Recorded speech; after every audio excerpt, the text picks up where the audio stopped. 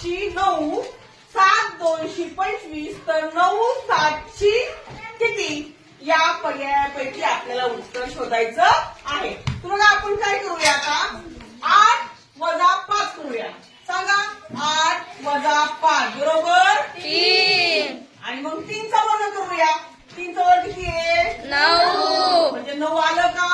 हो 5शी 9 हे नातं आलं का? हो तसं आपण दुसरं करूया. 7 वजा 2 किती उत्तर आहे मुलांना? 5. मग 5चा वर्ग करूया. किती 5चा वर्ग? 25 मग 25 आलं का? हो. 5 आणि 2 नातं 25 आलं. तसं आपण खालचं करूया. 9 वजा 7 बरोबर किती मुलांना? 2. मग 2चा वर्ग किती मुलांना? अगदी बरोबर. मग हे 4 दिलेल्या पर्यायात आहेत का? पर्याय क्रमांक 2.